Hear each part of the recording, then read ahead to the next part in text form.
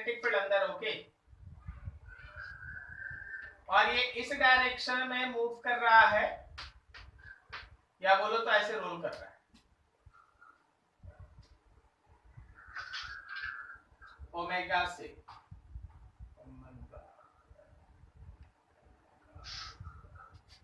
तो जरा गौर करना, क्या इसके डायमीटर के अक्रॉस में एक पोटेंशियल डिफरेंस सेटअप होगा?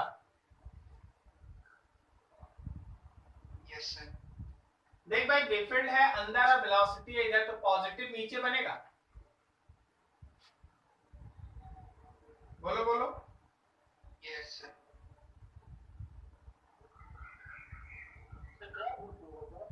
क्या बोले? बेफील्ड क्रॉस है कि डॉट है? बेफील्ड क्रॉस है। ठीक। तो पॉजिटिव नीचे बनेगा जी साहिल? Yes sir. रहने दीजिए। अब बगल में देखिए फिर से, इसका भी वही हालात है, लेकिन वेलोसिटी राइट है, बेफील्ड अंदर है। अब बताओ, ऊपर से नीचे डायमीटर के अक्रॉस में फिर से एक मोशनल में बनेगा? यस सर, ऊपर जाएगा। किधर बनेगा?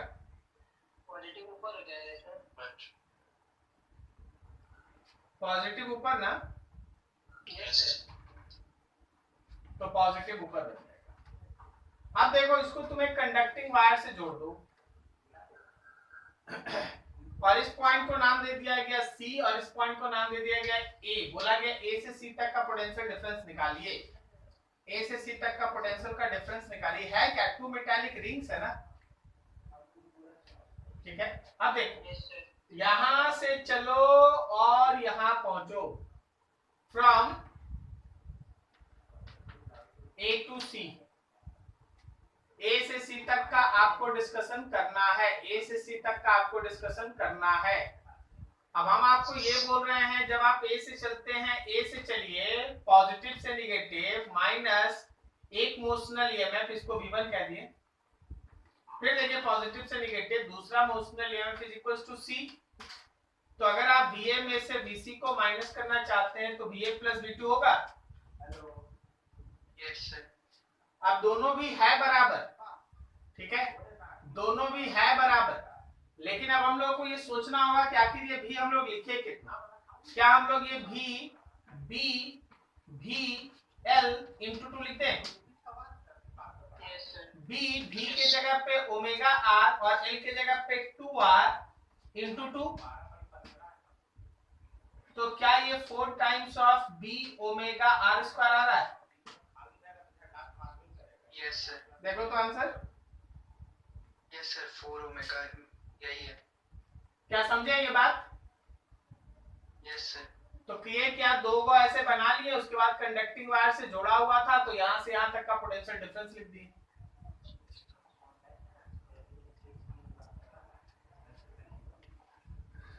आगे है 6 में, a conducting square loop is placed in a magnetic field B with its plane perpendicular to the field. Now the side of the loop starts shrinking at a constant rate A. The induced EMF in the loop at an instant when its side is, rate है alpha और side है A।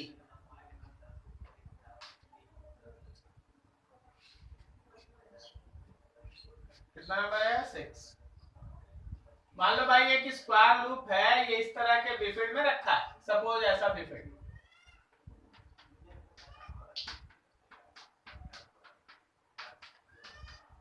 ऐसे बेफील्ड में रखा है। इसका as length है कुछ भी मान लो, सपोज इसका एज लेंथ है L। अब इसका साइज लगातार छोटा होते जा रहा है, इसका साइज लगातार छोटा होते जा रहा है। जब इसका साइज लगातार छोटा होते जा रहा है तो फ्लक्स चेंज कर रहा है। फ्लक्स चेंज कर रहा है तो ईएमएफ इंड्यूस्ड होगा। तो क्या हम ईएमएफ को लिख सकते हैं माइनस d∅dt, या फिर लिख सकते हैं minus d/dt of BA, minus d/dt of, sorry B बाहर, d/dt ऑफ एरिया, एरिया को लिख सकते हैं L²। तो क्या उस ईएमएफ को लिख सकते हैं माइनस B 2l dl/dt। बोलो बोलो। Yes sir. तो देखो जरा क्वेश्चन में क्या dl/dt का वैल्यू अल्फा दिया है और l का वैल्यू किसी इंस्टेंट पे a दिया है। Yes sir. हो गया भाई आंसर। माइनस भी हटा देना क्योंकि dl/dt निगेटिव होगा, लेंथ घट रहा ना। Yes sir. सो e का वैल्यू b2a अल्फा, यही आंसर। 2ba अल्फा कहीं है फर्स्ट वाला। यस सर सही। समझ में आ रहा ना। Yes sir. सब छोटा छोटा क्वेश्चन है सर बाबू, ट्राई कीजिए बढ़िया से। खुशी का भी कुछ डाउट है देख लो।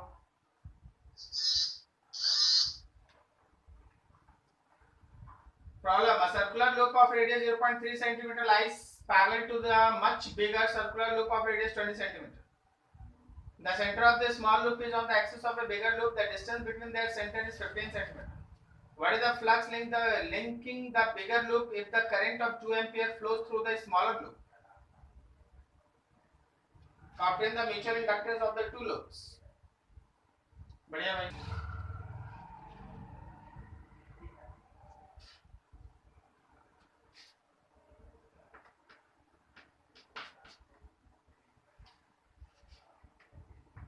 अच्छा हम सीधा से म्यूचुअल इंडक्शन निकाल देते हैं, ठीक है, उसी में सब कुछ आ जाएगा।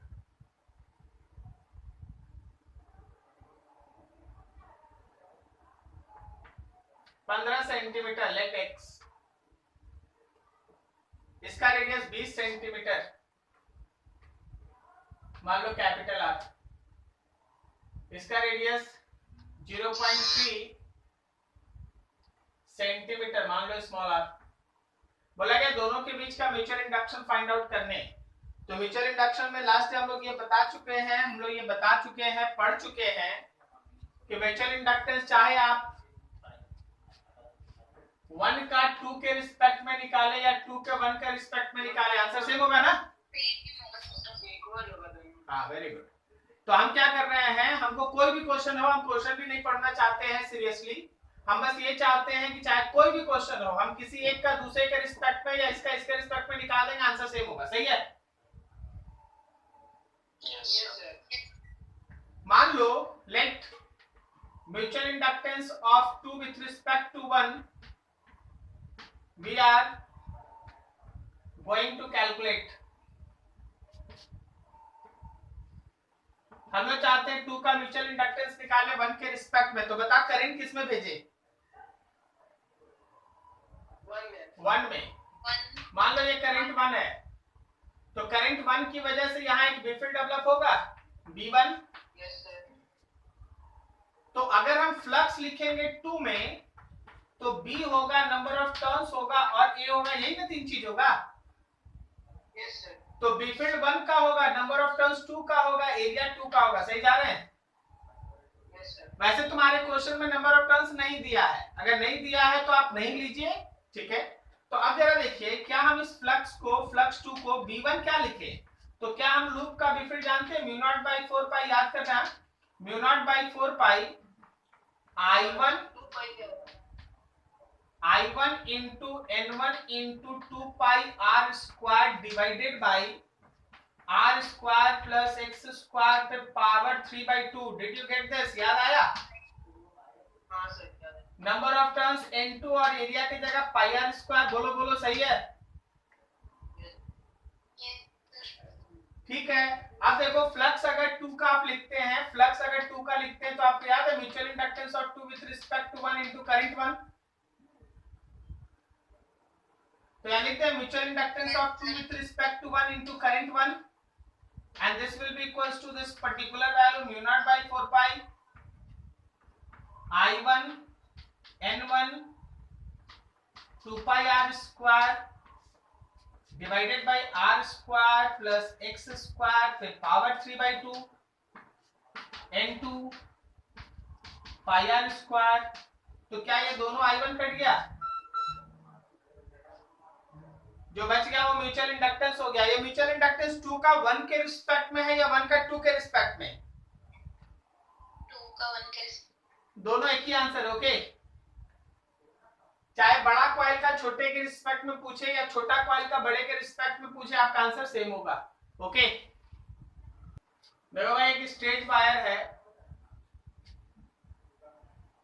और यहाँ पे एक स्क्वायर लूप है। इस स्क्वायर लूप का ये ए है और ये एल है। ओके, तुमको फाइंड आउट करना है। दिखाई दे रहा है? सब क्लियर है? वहां लाइन, वहां क्वेश्चन पढ़ो, क्वेश्चन पढ़ो। Find mutual inductance of straight wire with respect to square loop. तो सर दोनों तो सेम ही होगा। बस यही लाइन सबसे बेहतरीन बोला तुम। आज का दिन तुम्हारा अच्छा हो गया। ओके, तो भाई देख यहाँ पे अगर आप स्क्वायर लूप में करंट भेज दीजिएगा तो आप स्ट्रेट वायर से फ्लक्स नहीं निकाल पाइएगा, समझे? Yes sir. मतलब जो लिखा हुआ उसके हिसाब से चलोगे तो नहीं बनेगा, तुमको इसका उल्टा सोचना होगा। स्ट्रेट वायर में करंट भेजेंगे और स्क्वायर लूप से फ्लक्स निकालेंगे, मतलब म्यूचुअल इंडक्टेंस हम लोग स्क्वायर लूप का निकालेंगे वायर के रिस्पेक्ट में, बट आंसर इज सेम ना। यही कॉन्सेप्ट है इसका, ठीक है? तो देखो एक्चुअली है क्या कि वायर को W लिख दिया और स्क्वायर लूप को S लिख दिया। म्यूचुअल इंडक्टेंस वायर का स्क्वायर लूप में रिस्पेक्ट में निकालो या म्यूचुअल इंडक्टेंस स्क्वायर लूप का वायर के रिस्पेक्ट में निकालो, दोनों तो सेम है। तो हम लोग क्या करने जा रहे हैं, हम लोग है ना इसमें करंट भेजेंगे और इस करंट की वजह से इसका फ्लक्स निकालेंगे। Flux of square loop B field of wire, number of turns of square loop, area of square loop. लेकिन लेकिन लेकिन यहाँ बेफिल्ड वेरिएबल है यार, सही है? So you have to go through integration. अब इसके लिए क्या करें, तो इसके लिए हम लोग कुछ ऐसा काम कर लेते हैं। आप क्या करेंगे, यहां से x डिस्टेंस अवे एक एलिमेंट्री स्ट्रिप लेंगे और इस एलिमेंट्री स्ट्रिप में एक स्मॉल फ्लक्स लिखेंगे और आपका वो स्मॉल फ्लक्स का वैल्यू हो गया बेफिल्ड इनटू स्मॉल एरिया। बेफिल्ड होगा वायर का और एरिया होगा स्क्वायर का। फिर आप टोटल फ्लक्स के लिए इसको इंटीग्रेट करेंगे। देखिए अभी बना के आंसर बताना होगा। ओके, और फिर आपका ये फ्लक्स किसका है, स्क्वायर लूप का। तो आप लिखिएगा mutual inductance of square with respect to wire into current in square loop. इसको इक्वेट करके ये आईएस इधर से कट जाएगा कहीं, आपको मिलेगा mutual inductance of square loop with respect to wire, but this answer is same as mutual inductance of wire with respect to square loop. चलो बनाओ फटाफट आंसर बताओ।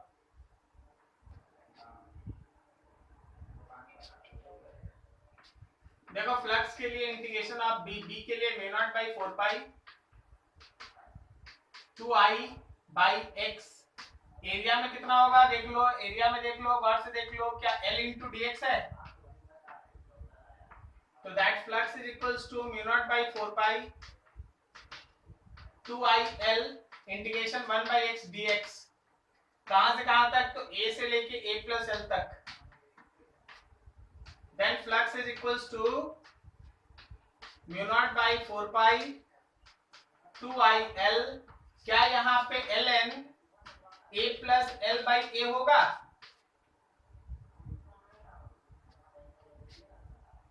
Mutual inductance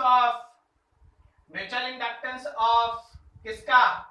straight wire with respect to square loop with respect to wire into current is equals to mu naught by 4 pi 2i L ln a plus l by a। तो ये दोनों तरफ i cancel, जो बच गया वही answer. सही है? यस सर, बस 2 मिसिंग था। तो तुम धुंधला करके भेजता तब खोजता उसमें, समझा? क्लियर लिख के भेज दिया, उसको दिखिए नहीं रहा उसमें।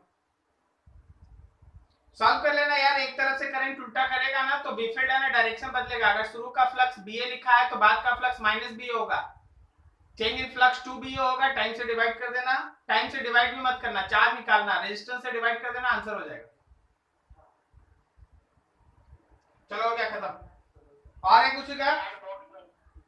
19 अगस्त 2020। अच्छा छोड़ बाद में बता देना, छोड़ आगे बढ़। 4:12 समझ गया ना? ठीक, कहां तक पढ़े थे लास्ट में? Mutual inductance. और म्यूचुअल इंडक्टेंस में 1 का 2 या 2 का 1 के रिस्पेक्ट में निकालना पड़े, आंसर सेम होता है, ये हम लोग प्रूव कर चुके थे। अगर बताओ दो पर्टिकुलर कॉइल इलेक्ट्रोमैग्नेटिकली कपल्ड है, एक के अंदर दूसरा है, तो उसका म्यूचुअल इंडक्टेंस का वैल्यू कितना आया था?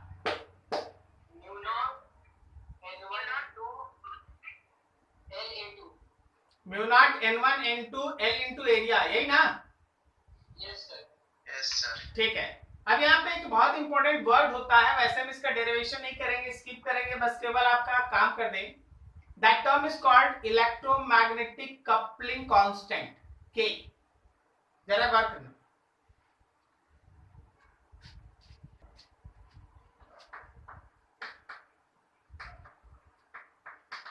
concept of coupling of inductors, concept of coupling of inductors।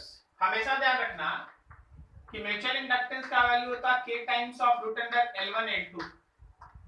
आप अगर किसी दो कॉइल के बीच का म्यूचुअल इंडक्टेंस फाइंड आउट करते हैं तो वो दोनों के सेल्फ इंडक्टेंस के साथ ये रिलेशन शो करता है, where k is coupling constant, where k is coupling constant। याद रखना k का वैल्यू 0 से लेके 1 के बीच कुछ भी हो सकता है।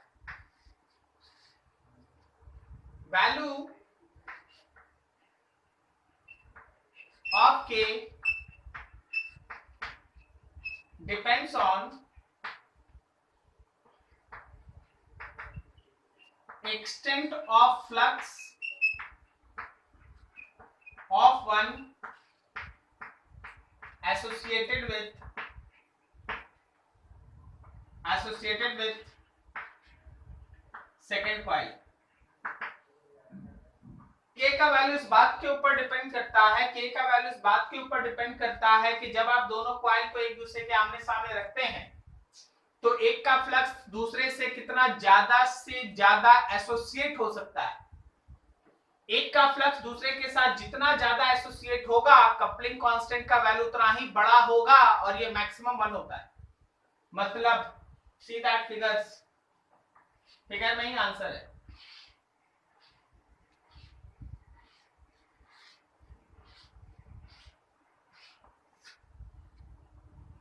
ये एक कॉइल और ये इसके अंदर दूसरा कॉइल, जो डेरिवेशन लास्ट था, कुछ नहीं बोलेंगे, वेट फॉर दैट। दूसरा फिगर,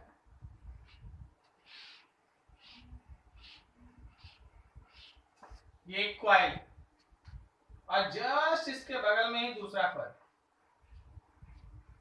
ये दूसरा फिगर। थर्ड देखो,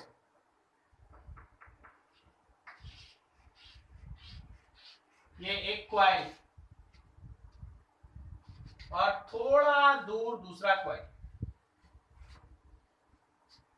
और लास्ट फोर्थ फिगर, ये एक कॉइल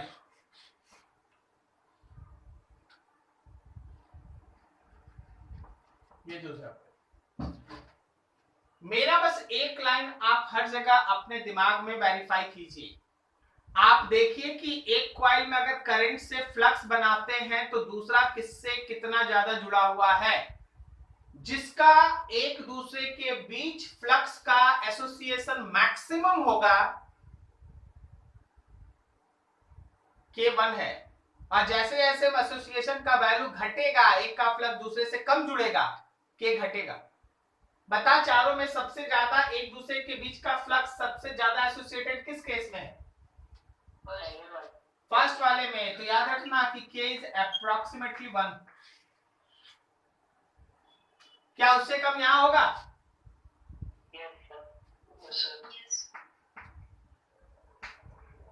यहां भी उससे और कम होगा ना?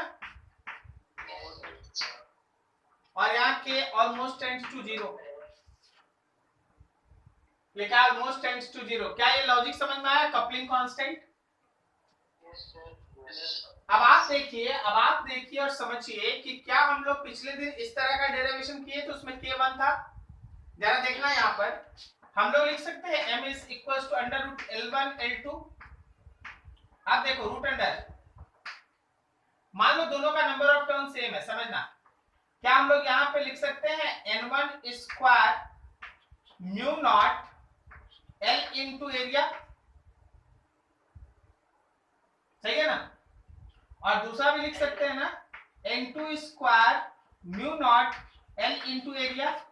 अब आप दोनों को स्क्वायर रूट के अंदर सॉल्व कीजिए, क्या आपको अपने आप मिलेगा n1 n2 mu naught LA। बोलो बोलो। तो ये चीज हमने डिस्कस की, this is called coupling constant. Note करो फटाफट, नोट करो फटाफट। किसी को नींद नहीं ना आ रहा है? भूख लग गया है? जा खाना खा क्या।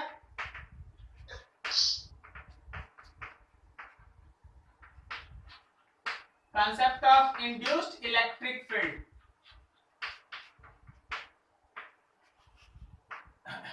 देखिए जी, कुछ क्रॉस क्वेश्चन से ये टॉपिक स्टार्ट होगा और वो क्रॉस क्वेश्चन का आंसर आपको देना पड़ेगा।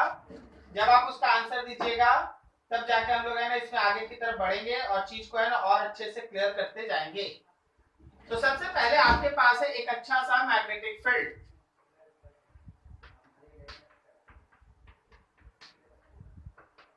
सब कुछ फिगर के अंदर ही छिपा है।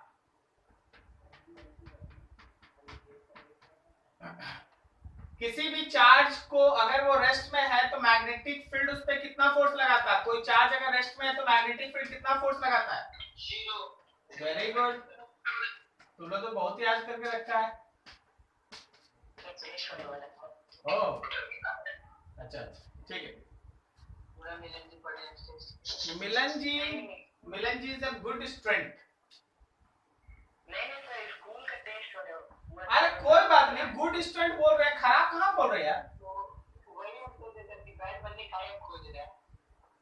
गजब वाले, कितना अच्छा बोले गुड स्टूडेंट, तो भी तुमको परेशानी है यार। वही तो। चलो देखो भाई, ये है तुम्हारे पास एक मेटालिक रिंग। ओके, सुंदर है, अगर सुंदर नहीं भी है तो मान, ठीक है। इसका एक रेडियस है r, this is metallic ring.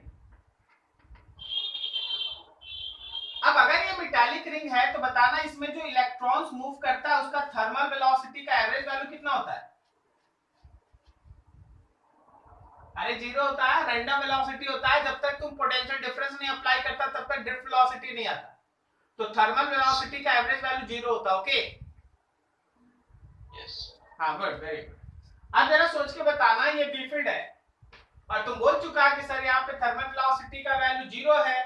हाँ जीरो भी होता है, हम नहीं बोल रहे कि तुम गलत बोला है, हम बोल रहे हैं कि थर्मल वेलोसिटी का एवरेज वैल्यू जीरो भी होता है। तो अगर यहाँ पे कोई एक इलेक्ट्रॉन है, मान लो जैसे कोई एक इलेक्ट्रॉन है, तो इस बी फील्ड के चेंज करने की वजह से, इस बी फील्ड के चेंज करने की वजह से आखिर ये इलेक्ट्रॉन मूव कैसे करने लगता है? सर मूव, हाँ भैया बोलते हैं ना, करंट इंड्यूस्ड हो गया, ईएमएफ डेवलप हो गया, इन सब का मतलब है करंट घूमने का मतलब इलेक्ट्रॉन घूमेगा। तो अगर उस इलेक्ट्रॉन का एवरेज थर्मल वेलोसिटी जीरो है तो मैग्नेटिक फील्ड उस पर फोर्स नहीं लगा सकता, फिर आखिर वो घूमता कैसे?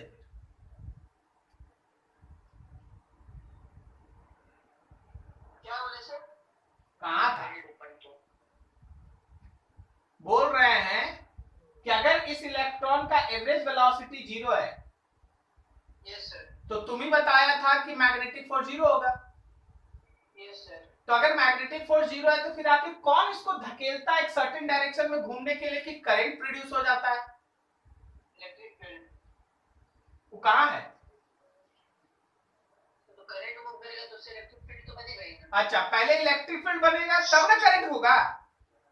पोटेंशियल डिफरेंस होता है।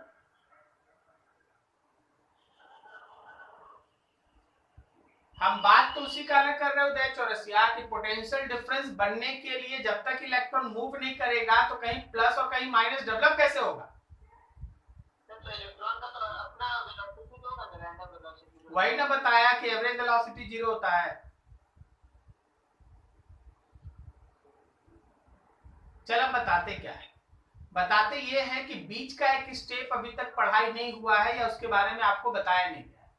सुनिए होता क्या, कोई भी रीजन, अभी आप रिंग को भूल जाइएगा, कोई भी रीजन जहां मैग्नेटिक फील्ड वेरिएबल है, जहां मैग्नेटिक फील्ड वेरिएबल है, उस रीजन में अपने आप एक इलेक्ट्रिक फील्ड इंड्यूस्ड हो जाता है। कोई भी रीजन में जहां मैग्नेटिक फील्ड वेरिएबल है, याद रखना उस रीजन में खुद ब खुद एक इलेक्ट्रिक फील्ड इंड्यूस्ड हो जाता है, उसको हम लोग कहते हैं इंड्यूस्ड इलेक्ट्रिक फील्ड। कोई भी ऐसा रीजन जहां मैग्नेटिक फील्ड वेरिएबल होगा, याद रखना वहां पे एक मैग्नेटिक फील्ड ही नहीं सोचो, कोई भी रीजन ऐसा जहां मैग्नेटिक फील्ड या मैग्नेटिक फ्लक्स वेरिएबल है, याद रखना वहां पे एक इलेक्ट्रिक फील्ड इंड्यूस्ड होता है, जिसको हम लोग इंड्यूस्ड इलेक्ट्रिक फील्ड कहते हैं। पूरा का पूरा एनवायरनमेंट में इंड्यूस्ड इलेक्ट्रिक फील्ड होता है। इंड्यूस्ड इलेक्ट्रिक फील्ड हमेशा सर्कुलर फॉर्म में होता है, बनाता है हमेशा क्लोज लूप, और उसका डायरेक्शन इस तरह होता है कि अगर आप वहां कोई लूप रख देंगे तो उसी डायरेक्शन में इंड्यूस्ड करंट होगा। उसका डायरेक्शन इस तरह होता है कि अगर आप वहां कोई लूप रख लेंगे तो इंड्यूस्ड करंट का डायरेक्शन उसी डायरेक्शन में होगा।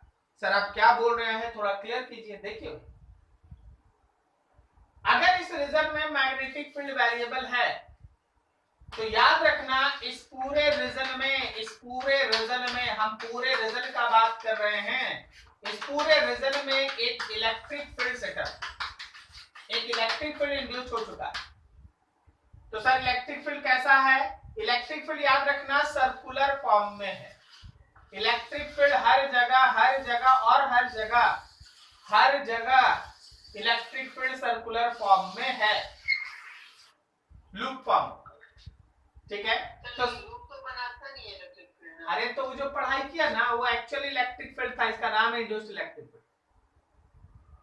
यही तो इसका डिफरेंस है, हम शुरुआत ही बोले हम कि जितना अभी तक आप पढ़े थे सब कॉन्सेप्ट का इधर उधर हो जाएगा। देखिए जरा, तो याद रखिएगा हमेशा यहाँ पे इस एनवायरनमेंट में जहां मैग्नेटिक फ्लक्स वेरिएबल होगा वहां पे एक इंड्यूस्ड इलेक्ट्रिक फील्ड डेवलप होगा। इंड्यूस्ड इलेक्ट्रिक फील्ड हमेशा सर्कुलर फॉर्म में होता है, हमेशा क्लोज लूप बनाता है, वर्ड है हमेशा क्लोज लूप बनाता है, जबकि एक्चुअल इलेक्ट्रिक फील्ड कभी भी क्लोज लूप नहीं बनाता। सही है, ठीक है। और वो जो इंड्यूस्ड इलेक्ट्रिक फील्ड है उसका डायरेक्शन ऐसे होता है जैसे कि अगर आप कोई लूप रख दीजिएगा तो डायरेक्शन ऑफ इंड्यूस्ड करंट होगा। तुम जरा एक क्षण सोच के बताना कि ये जो व्हाइट वाला रिंग है, मेटालिक रिंग है, उसमें इंड्यूस्ड करंट का डायरेक्शन किधर है? एंटी क्लॉकवाइज की क्लॉकवाइज? डायरेक्शन का पता चला है, लेकिन अभी क्या बोला? इलेक्ट्रिक फील्ड का डायरेक्शन। अच्छा, बी फील्ड अंदर में इंक्रीज कर रहा है, बी फील्ड अंदर में इंक्रीज करने बता सकता है कि करंट एंटी क्लॉकवाइज है कि क्लॉकवाइज? बस हो गया यार, एंटी है ना। तो याद रखना कि यहाँ जो इंड्यूस्ड इलेक्ट्रिक फील्ड होगा ना, वो induced electric field anti clockwise direction में होगा। Induced, E induced,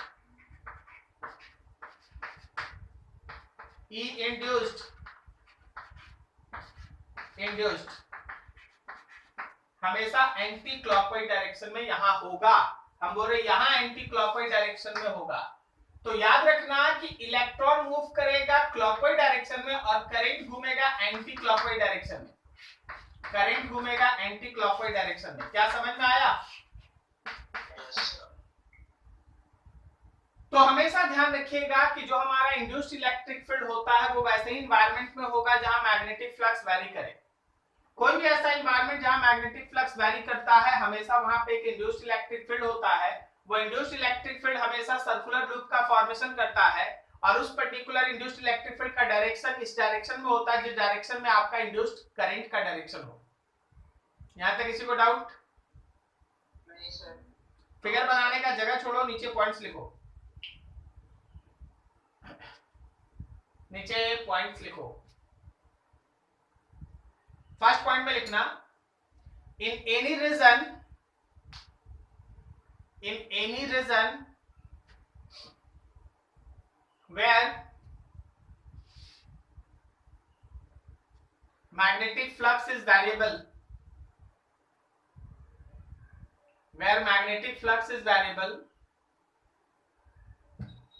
comma, there is induced electric field in that region. There is induced electric field in that region.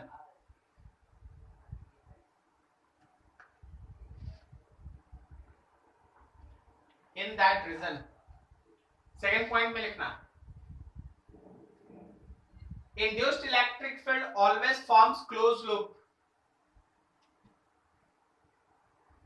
Induced electric field always forms closed loop. Bracket में लिखना circular loop.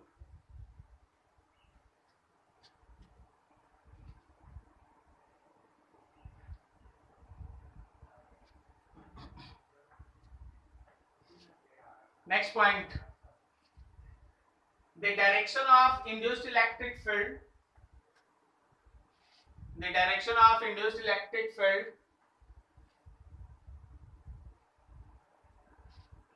is in such a way, the direction of induced electric field is in such a way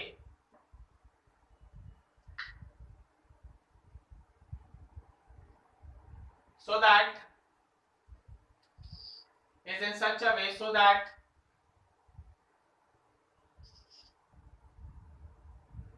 it produces induced current according to Lenz's law. It produces induced current according to Lenz's law.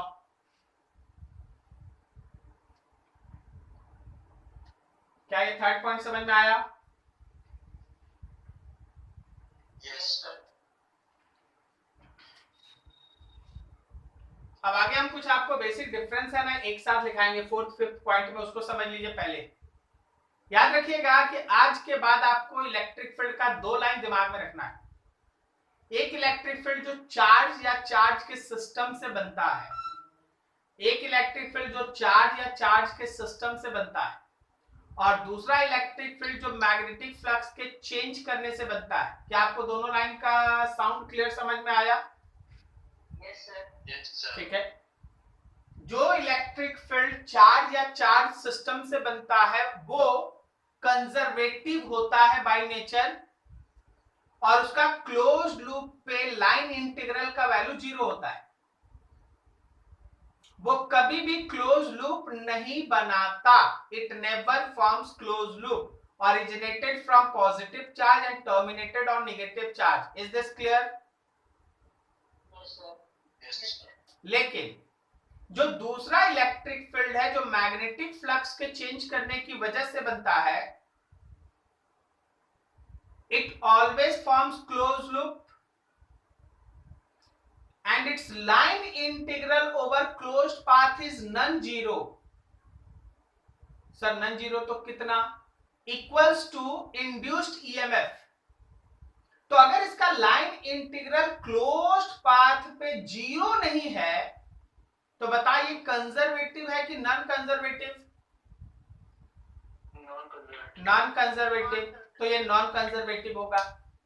तो अगर तुमसे कोई broadly पूछ दे कि electric field is conservative और non conservative, अब आपको सोचना चाहिए कि जो क्वेश्चन है वो क्या आपसे पूछ रहा है। अगर वो क्वेश्चन एक्चुअल चार्ज से रिलेटेड बात है तो कंजर्वेटिव, लेकिन अगर वो पूरा deep knowledge about electric field पूछ रहा है तो याद रखना it may be conservative, may be non conservative. Okay, Yes sir. Yes sir. अब इसी पे मेंस में एक क्वेश्चन आया और ज्यादा पुराना नहीं, शायद साल 2 साल पहले का है। वो क्या पूछा कि देखो मेरे पास 4 तरह का फील्ड लाइंस है, 3 तरह का। एक ऐसा फील्ड लाइन है, एक ऐसा फील्ड लाइन है और एक ऐसा फील्ड लाइन है, बताओ इसमें कौन सा फील्ड लाइन इलेक्ट्रिक फील्ड और मैग्नेटिक फील्ड दोनों रिप्रेजेंट करेगा। तो अब स्टूडेंट फंस गया जाल में। वो देखा क्या कि यहाँ पे प्लस से निकल के माइनस की तरफ चल रहा है, तो इलेक्ट्रिक फील्ड तो होगा लेकिन मैग्नेटिक फील्ड तो नहीं होगा। यहाँ भी क्लोज लूप, यहाँ क्लोज लूप बना है तो इलेक्ट्रिक फील्ड नहीं होगा, मैग्नेटिक फील्ड होगा, और यहाँ भी इलेक्ट्रिक फील्ड होगा और मैग्नेटिक फील्ड नहीं होगा। पता है स्टूडेंट गड़बड़ क्या कर दिया, उसको याद ही नहीं रहा कि इंड्यूस्ड इलेक्ट्रिक फील्ड के केस में क्लोज लूप बनता है। So this is the answer. क्या आप समझे? फोर्थ पॉइंट में electric field can be created, electric field can be created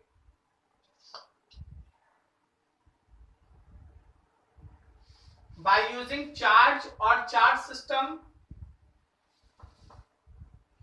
by using charge or charge system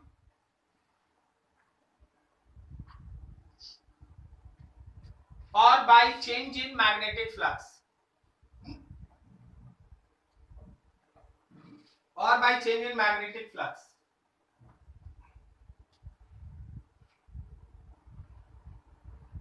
next point में लिखना इलेक्ट्रिक फील्ड, ऐसे लिखना actual electric field, actual electric field produced bye, actual electric field produced by charge, actual electric field produced by charge, actual electric field produced by charge, actual electric field produced by charge,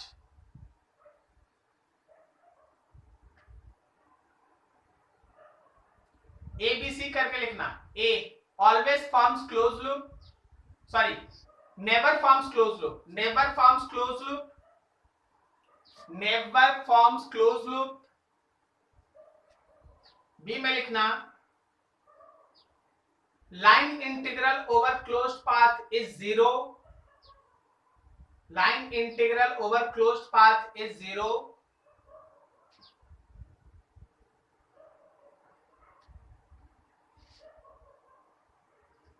so it is conservative, so it is conservative, so it is conservative।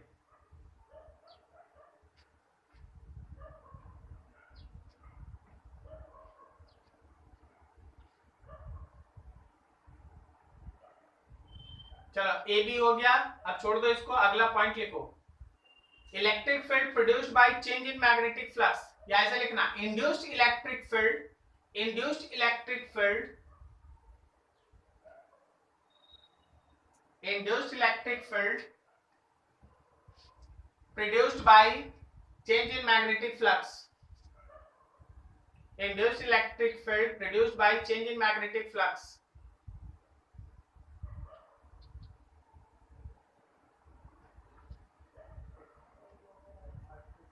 ए में लिखो always forms close loop, always forms close loop,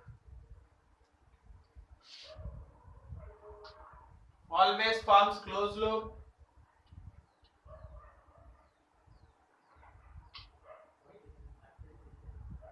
B में लिखो line integral over closed path is non zero, line integral over closed path is non-zero,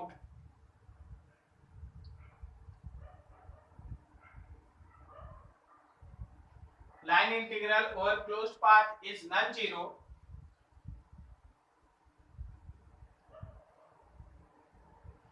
so it is non-conservative, so it is non-conservative।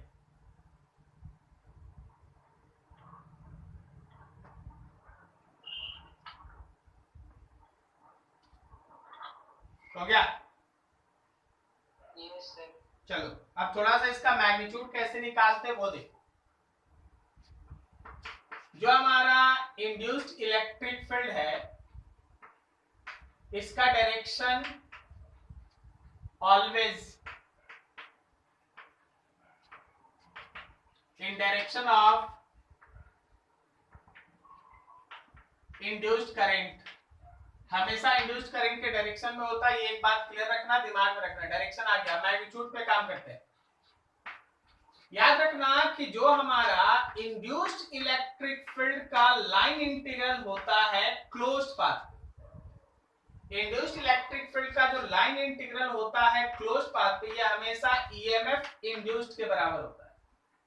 EMF induced के बराबर का मतलब हो गया आपका minus D phi B by D T,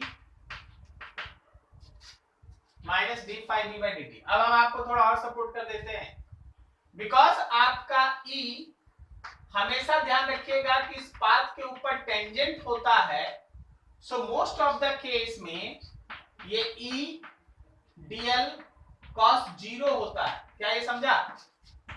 Yes, sir. तो आप आसानी से इसमें से ई बाहर निकाल के डीएल का इंटीग्रेशन लिख सकते हैं और उसको इंड्यूस्ड ईएमएफ के बराबर कर सकते हैं। इंड्यूस्ड ईएमएफ निकालना सीखा है, कैसे निकलता है? Yes, sir. बस पुट करके यहां से आप ई का वैल्यू निकाल लीजिए, फाइंड ई। ये जो आपको मिलेगा वो आपका इंड्यूस्ड इलेक्ट्रिक फील्ड का वैल्यू होगा। तो कभी भी अगर इंड्यूस्ड इलेक्ट्रिक फील्ड का मैग्नीट्यूड निकालना है, you have to go through this concept. For magnitude of induced electric field, और ऊपर direction of induced electric field. कोई दिक्कत किसी को समझने में? No, sir. नोट करो फटाफट।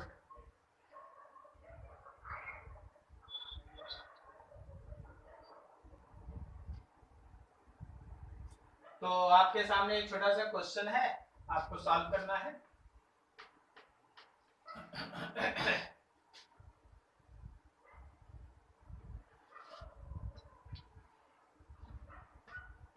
इस एनवायरनमेंट में ऐसा एक बी फील्ड है,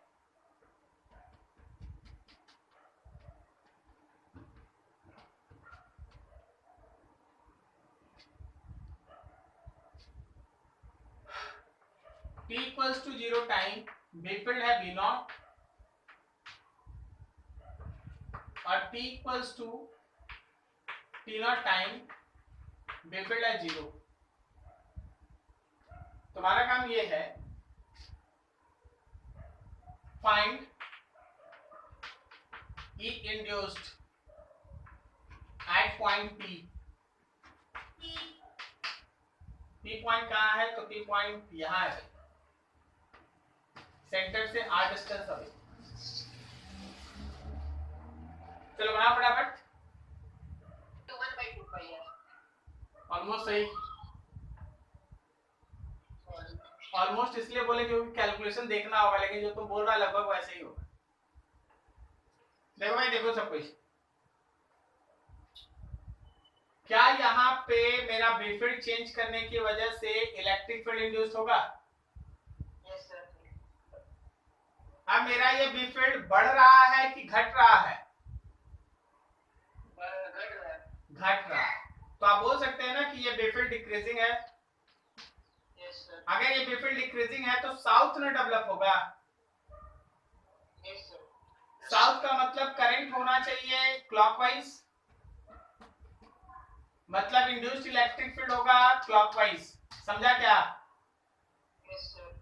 अब यूज करेंगे ये लाइन, ये लाइन, ये लाइन, कोई भी लाइन। Last वाले use करेंगे। लास्ट वाला लगा दे। Yes.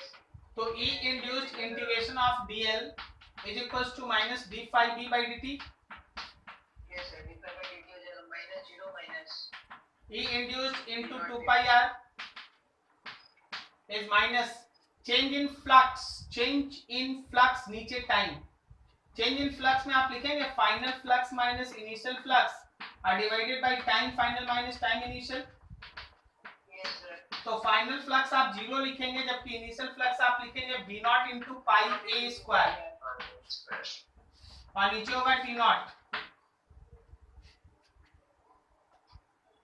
समझे मिलन बाबू? हाँ तो ए नहीं लेंगे, आर लेंगे, जहां तक रहेगा वहीं तक न लेंगे। Yes sir. कितना हो गया उधर, B naught pi A square divided by 2 pi R into T naught, pi pi cancel, जो है वही आंसर। क्या समझ में आया?